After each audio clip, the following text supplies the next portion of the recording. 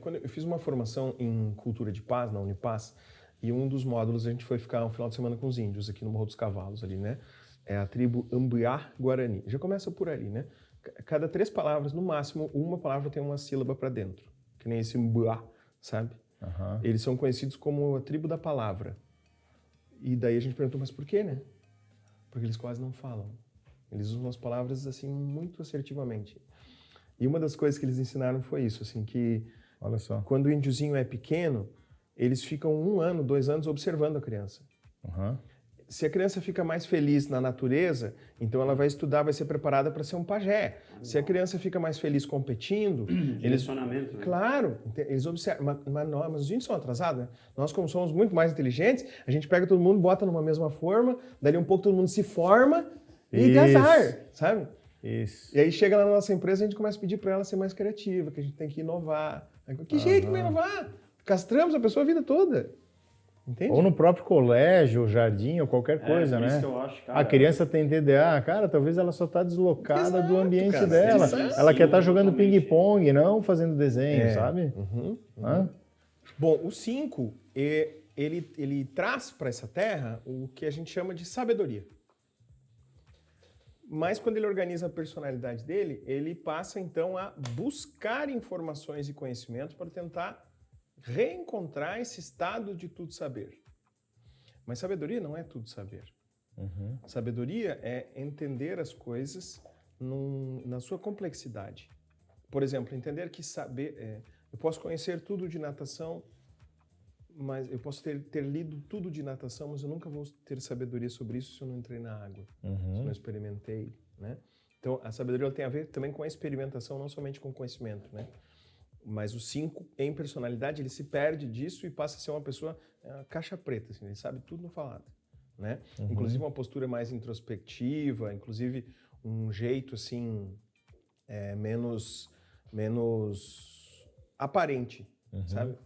Se a gente não lembrar de ninguém que é 5, eles vão gostar, eles vão preferir, sabe? Entendi.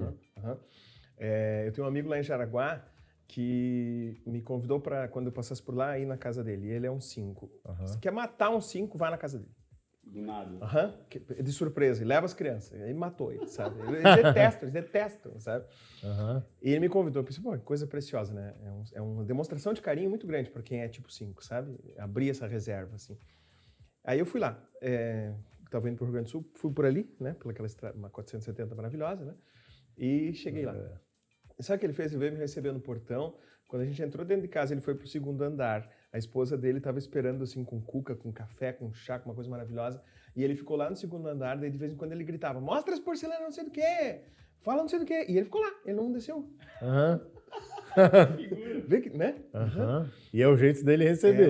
É o jeito. Então, quando a gente vê os 5, a gente tem que entender que eles são assim, eles gostam da reserva, sabe? O 5, ele gasta energia com as pessoas e recupera essa energia sozinho. Então, ele precisa passar um tempo sozinho todos os dias, né? E essa busca por conhecimento, né? Quando você conversa com o 5, você vê que é um animal, assim, né? Uma cabeça gigante, né? O que ele gosta, ele domina, ele conhece tudo, assim, sabe? Uma coisa impressionante. Tem uma sede por conhecer, sabe? É como se saiu alguma coisa nova sobre algo que ele conhece, ele tem que saber, ele tem que ler, ele tem que entrar em contato. Né? O 6, ele traz para esse mundo o que a gente chama de fé. Para descer um pouco o nível, assim, mais perto de nós, daria para chamar isso de coragem. Tá? Para que a gente precisa de fé? Quando a gente percebe, quando a gente se dá conta de que com a nossa própria força, conhecimento, sabedoria e estrutura, nós somos capazes de ir até um determinado ponto. E que talvez para realizar algumas coisas na vida vai faltar um pouquinho. Esse pouquinho preenche com fé. Né? Então, o 6, ele sabe disso, né? Na sua essência. Mas quando ele organiza a personalidade, ele se torna uma pessoa temerária. Uma pessoa que enxerga, então, primeiro os riscos, uma pessoa que mede muito, desconfiada, sabe? Mas não é bom ser assim, Alexandre? Não sei, é bom e é ruim. Né? É bom e é ruim. Então eles são muito mais prevenidos, eles são muito mais atentos, analíticos, detalhistas, sabe? Porque eles vão tentando evitar os perigos, sabe? São pessoas que gostam de costumes, né? Vão nos mesmos lugares, fazem a mesma coisa, né? por exemplo, a Tigre, né, em Joinville. Você vai, tem lugares ali em Joinville, bairros ali que tem o vô trabalhou na Tigre, o pai trabalha na Tigre e o filho está estudando e sonha em trabalhar na Tigre. É uma coisa tradicional, assim, né? Isso tem muito assim na cultura alemã, né? O gaúcho também tem muito disso, assim, né? Isso é das tradições, né? Da repetição, Isso, Isso aí. As tradições, a repetição, isso vem, isso está tudo relacionado ao 6. Né? Quem se identifica com o tipo 6, você vê que a pessoa naturalmente é assim, né? Mas vê que, por que eu preciso me cuidar tanto? O que está por trás desse comportamento tão cuidadoso, sabe? Que eu fico medindo as pessoas ali, sabe? Teve uma senhora que foi minha cliente, de uma cidade aqui perto, ela é psicóloga, tá? 40 anos casada. E eu perguntei para ela assim, sobre a reserva amorosa que os tipo 6 fazem, como é que é isso para ti? Dela, como assim? Deu? Se você gosta 100, mostra 70. Se gosta 70, mostra 50. Aí ela baixou assim, ficou encabulada um pouquinho e disse assim, eu não digo pro meu marido que eu amo ele.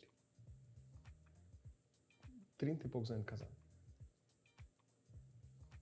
Olha só. Por que não fala? Não, porque senão ele vai ficar... Exibido. Ele vai ficar confiado, ele sabe? Meu Deus. Olha só, cara. Como é forte, né? Tudo esse tempo não deu ainda para confiar na pessoa? Não deu. Vê que não tem a ver com a pessoa, tem a ver com você. Claro. Né? É sempre sobre você. Claro. Né? Minha mãe é tipo 6. A minha mãe, eu moro aqui já há 12 anos, né? 13 quase. Na mesma rua, porque o apartamento dele é nosso. Uma vez aconteceu de roubarem, um turista deixou aberto o vidro com a carteira e celular no banco, daí passou alguém de noite e pegou a carteira, coisa, sabe? No carro, dentro do carro? É, dentro do carro. Mas isso aconteceu uma vez. Só que minha mãe estava aqui. De lá pra cá, quando vem alguém aqui, meu irmão, vem alguém pra visitar, não deixa o carro na rua que lá é perigoso. Fecha tudo! Perigoso. Vê, ela fica com aquela coisa do, né? Sabe? Nunca mais aconteceu. Estatisticamente não vai acontecer. Muito improvável, mas aconteceu. E se acontecer de novo? Essa é a mecânica do 6, entende? Tá. E por último, então, o 7. Alguém do 6, assim, popular. É mesmo, né? Não falei do 5 também, né? Acho que não. Tá, do 5 a gente pode botar o Amir Klink, que é um baita de um exemplo, Bill Gates, Mark Zuckerberg. Que tem a ver com conhecimento, né? Sim, sabe? Analítico, né? Bom, o Amir Klink... Amir Klink é super analítico. Bom, né? com duas demais filhas, até. Imagina, com 2 filhas recém-nascidas, você tá com uma filha recém-nascida, sabe, né? Imagina, com 2 filhas recém-nascidas, ele sai para viagem e escreve 100 dias entre o céu e o mar e não menciona a família em nenhum momento. Entende? Sim. Mas os cabos do barco não faltam o nome de um, Justo, entende? Parece que não gosta, né? Tem pessoas que eu conheço que convivem... Hipermetódico, né? Exato. Tem pessoas que eu conheço que convivem, tem familiares, assim, tipo 5. Tem uma amiga minha que o pai dela é 5, ela sempre fala... Eu demorei muito tempo para entender que meu pai gostava de mim. Ele só tem esse jeito, que eu achava que ele não gostava. É o jeito dele amar, né? E a necessidade pessoal da privacidade, do se concentrar nas coisas dele e tal, né? A inexpressividade dos sentimentos, né? E o 6 daí? E o 6, eu gosto do Felipão. Eu gosto lembra do Linneu da Grande Família? Sim. O Linneu é o estereótipo, o personagem é o estereótipo do 6. Sabe, aquela funcionário público, caseiro, aquela vida programadinha, tudo retinho, sabe? Fazer as pragmático, coisas... né? Isso, né? A gente faz tudo aqui, né? Logo que eu vim pra cá, tem um amigo aqui que é bem tipo 6, que ele falava assim, não é bom ficar sozinho, vem almoçar aqui num domingo. Aí eu fui. No primeiro domingo que eu fui, fez um churrasco. No meio daquela semana, na próxima já, ele já... domingo tem churrasco lá em casa. Já. No terceiro, ele só falou assim, domingo sabe, né? Eles vão criando um método, né, para tudo, assim, sabe? É muito interessante. Então, tem alguém bem conhecido, assim, que eu tô me esquecendo agora. O Getúlio Vargas era um tipo 6, claramente, assim, né? Em que pese tem uma parte do 6 que é a reação ao medo, tá? Não vou entrar muito nisso porque tem bastante detalhes, mas nós seres humanos temos 2 reações típicas ao medo. A primeira é a fobia. Então, vem um pitbull na minha frente, eu congelo, sabe? O meu cérebro produz uma reação química, libera neurotransmissores que frouxam o joelho, eu fico sem saber o que fazer, minha respiração fica alterada, me mordeu, tá? Essa é uma reação. Então, tem tipo 6 que são assim. Né? E tem uma outra reação que se chama contrafobia. que é o contrário. O meu cérebro dá uma reação de me defender. Uhum. Então eu vejo um pitbull, O sangue vai pra perna. Né? imediatamente eu não, mas eu apanho, mas eu dou umas também. Não vai ser assim. E eu vou pular nele antes que pule em mim, porque daí eu já tô em vantagem. E pulo no cachorro. Sabe? Então, daí esses aqui não parecem que têm medo, porque eles são agressivos. Sabe? A reação ao medo. Exatamente. Mas se tu, na prática você vai ver que a pessoa é a mesma coisa, metódica, cuidadosa, detalhista com tudo, sabe? Programadinha, devota de Nossa Senhora das Planilhas, sabe? Tudo, ela tem uma planilhazinha, uma coisinha, né? Tu vê que é a mesma coisa, só que ela é um pouquinho mais... Não, sabe? Sabe o encrenca? Todo mundo tem um amigo que onde ele vai arruma briga. É normalmente contrafóbico, tá? Sim. Parece que tem uma liga, assim, né? Tá? Show. Mas, enfim, são pessoas bem agregadoras. Eu tô tentando lembrar, tem uma pessoa bem famosa, assim, que é fácil, não tô me lembrando agora, assim, do nome. Se eu me lembrar, depois eu falo. Tá bom. E aí o 7, né? O 7, ele traz para essa vida a alegria e a percepção de que a única coisa que a gente tem para fazer aqui mesmo, nesse momento da nossa vida, é evoluir. A única coisa que realmente tem valor é a nossa evolução. O resto, tudo perecerá. Quando ele organiza a personalidade dele, ele se perde disso, né? E passa a ser, muitas vezes, um bom vivan. Né? Imagina, uma parte da tua consciência sabe que nada disso aqui realmente importa. Então vamos meter o pau. Vamos aproveitar. Vamos viajar, vamos aproveitar, vamos fazer coisa. E por outro lado, esse aspecto da evolução, ele traz para o 7 uma curiosidade gigantesca. Né? Então, ver uma coisa interessante, falar de coisa interessante, o dia foi bom, sabe? E aí o extremo disso é não assume compromisso com nada, o extremo, né? Não assume compromisso com nada. Por isso que eu falo, tem pessoas que falam, o 7 não dá pra confiar, porque o 7 a gente nunca sabe se ele vai ficar ou não. Bom, se se casou com você, é a maior declaração de amor que podia fazer. Porque uma pessoa que... E o 7 não casa. Claro, porque detesta perder sua liberdade. Né? A pior coisa para um 7 é perder sua liberdade. É verdade. Entende? Então, se casou com você, levanta as mãos pro céu. Porque já te deu a maior declaração de amor de todas. Na prática é isso. Genial. Porque meio que... todos os dias, um pouquinho, ele vai ter que enfrentar situações que vai abrir mão do seu querer, que é uma coisa difícil para o 7, abrir mão do seu querer para... Sua individualidade, né? Isso, sabe? Um 7 com 21 anos, 25 anos, tende a ser extremamente egocentrado, sabe? Provavelmente até um pouco arrogante intelectualmente, porque são os mentais, né? Os 5, 6 e 7. Então ele entende as coisas rápido, percebe as coisas rápido. O 7 tem um poder de argumentação gigantesco. Então, naturalmente, se torna uma pessoa um pouco mais arrogante intelectualmente, né? Mas não o 7 não fica muito nisso porque ele gosta de ser legal. Então, ele vai brincar, ele vai fazer uma piada, né? Mas, se precisar, o conhecimento está ali. Se precisar, está ali. Se precisar, ele cutuca, né? O E7 também. Né? Sim. Então, a gente vai ver o Danilo Gentili, o Jô Soares... o Rafinha Bastos, né? O Rafinha Bastos mostra bem esse lado um pouco mais, né? O Rafinha Bastos, além de ser 7, ele é gaúcho, né? Como eu, então já vem com essa arrogância pré-instalada, assim, sabe? Já vem com o chip. Isso, tu tem que ir tirando, assim, sabe? Nasceu gaúcho, já tem que ir tirando a arrogância. Olha só. Né? Então, mas vê como vem essa coisa intelectual, assim, intelectual acirrada, assim, sabe? Eu acredito que o Peninha, né? O Eduardo Peninha Bueno também é um 7, sabe? O Jô Soares acho que é um baita de um exemplo mesmo, porque essa coisa multitarefa do 7, né? O Jô, quantas profissões tem, né? Conhece um pouquinho de tudo, fala quantos idiomas. O Jô Soares quase não dorme, né, cara? Né? Lê 3, 4 livros ao mesmo tempo e, né? É isso mesmo. Isso mesmo.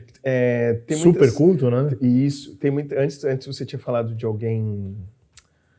E eu me lembrei, tem muita gente que atribui o Da Vinci, provavelmente ter sido Falei do Mozart, 7. né? Mozart. Mozart, você falou. Os músicos, o Leonardo da Vinci é uma pessoa que muita gente considera que ele provavelmente tenha sido um 7, sabe? Além da parte ali artística, ele também inventou algumas coisas. Isso. Tem muita parte helicóptero, provavelmente, tem desenhos assim, extremamente antigos, né?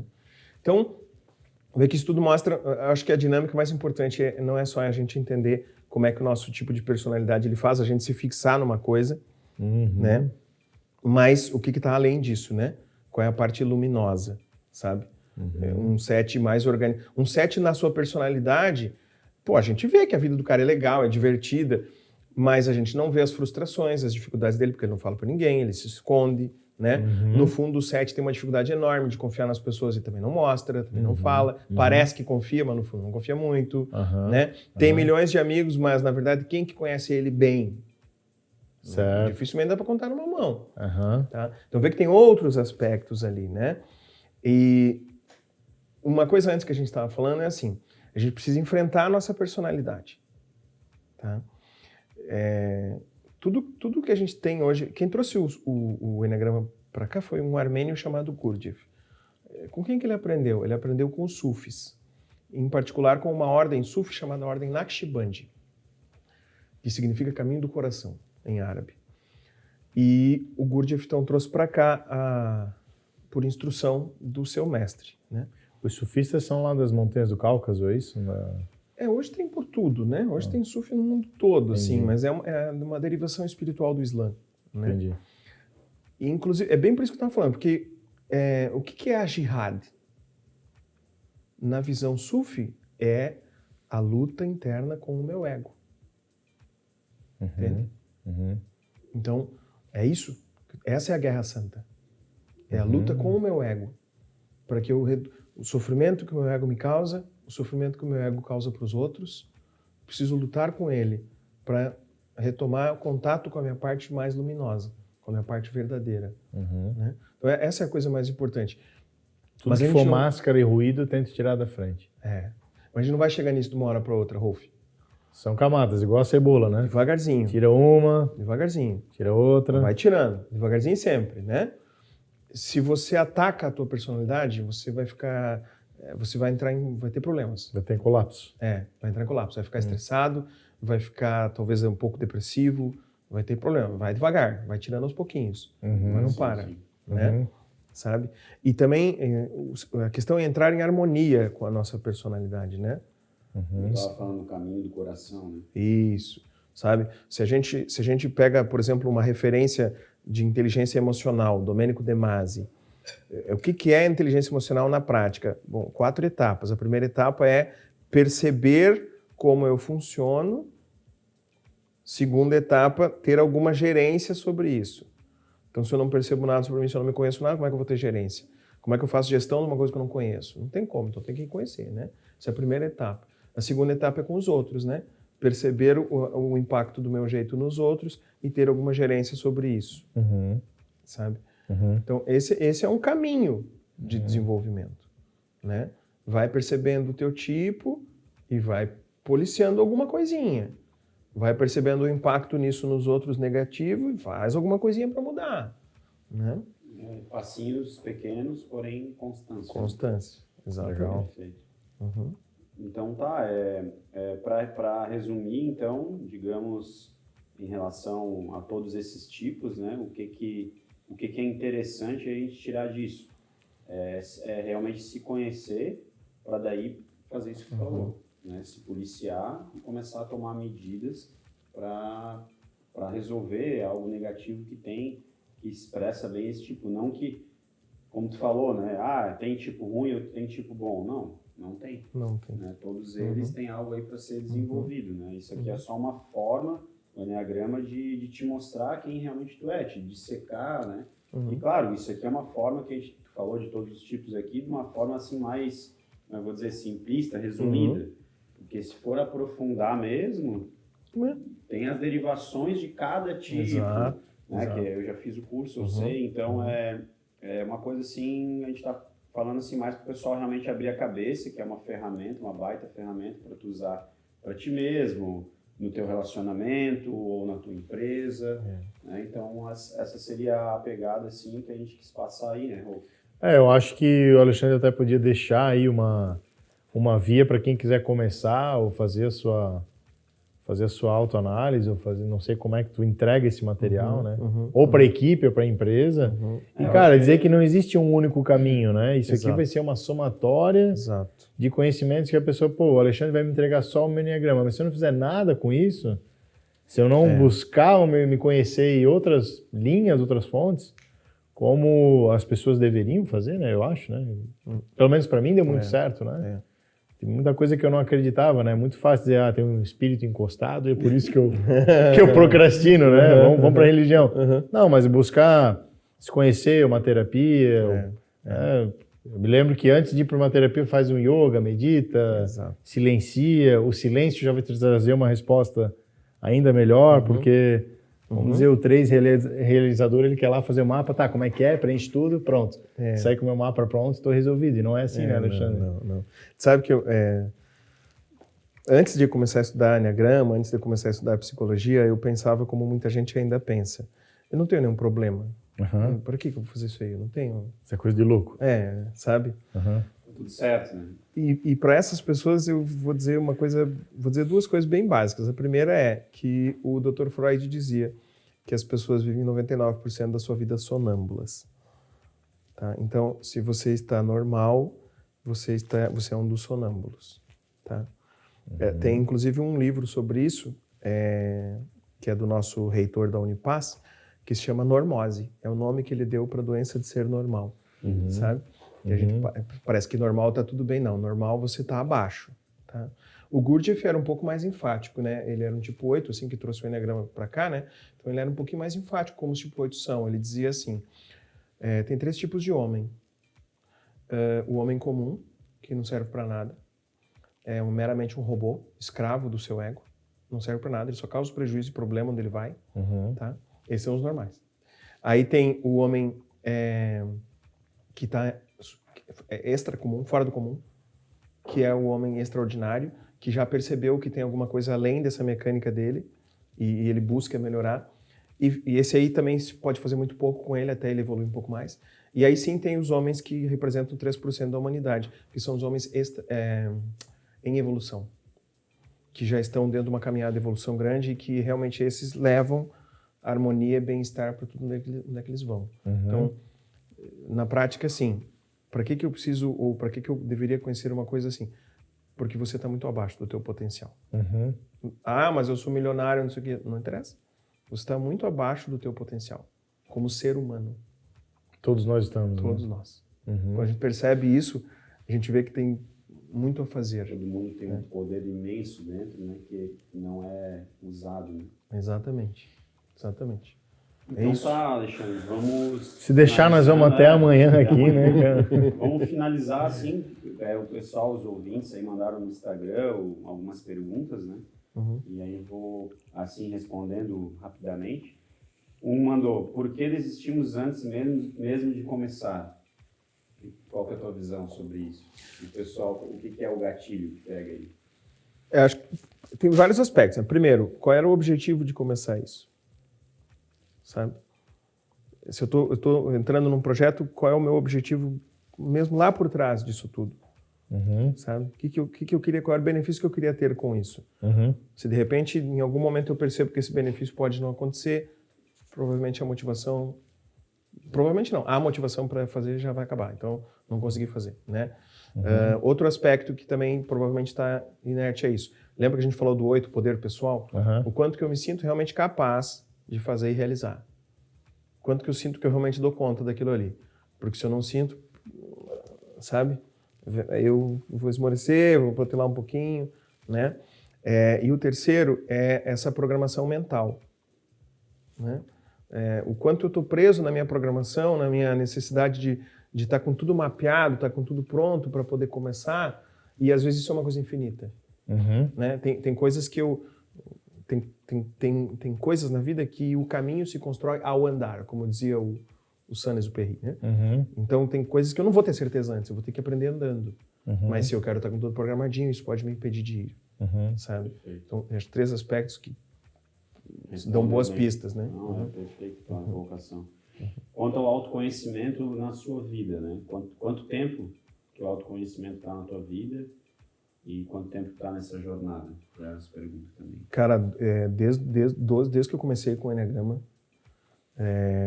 não paro nunca, eu faço um trabalho interior muito grande, metodicamente, não paro nunca, e posso dizer que tem benefícios que eu nunca esperava que eu teria.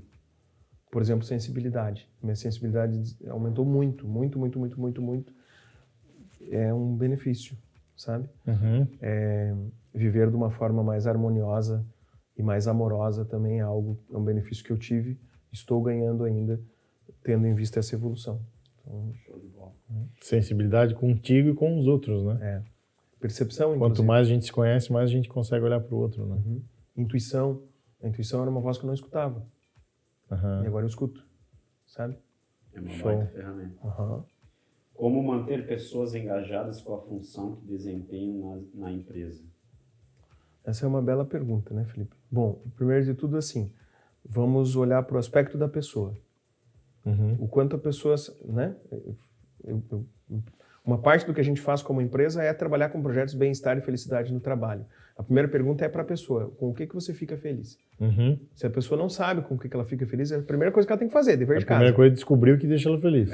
Senão não adianta. Senão você matar aqui não vai adiantar nada, né? Tá? Então, o primeiro aspecto é isso, é a pessoa mesmo se entender, fazer uma reflexão na sua própria vida, o que deixa ela feliz, o que realmente está. Muita gente encontra isso, mas bloqueia numa outra coisa. Não, isso aqui tal coisa me deixa feliz, mas com isso eu não ganho dinheiro. Ok, tudo bem. Né? A gente vive num mundo que precisa de dinheiro, tá tudo certo. Vamos ver se há um mecanismo. Mas primeiro você precisa encontrar o que te deixa feliz. Né? A segunda coisa, então, é olhar para a empresa. Como é que funciona lá dentro? Qual é a cultura, o clima dessa empresa? Qual é o estilo das lideranças? Qual é o modelo de gestão? O modelo de recompensas? Sabe? Muito mais do que a função, esses elementos todos que produzem um ambiente de bem-estar. Tá?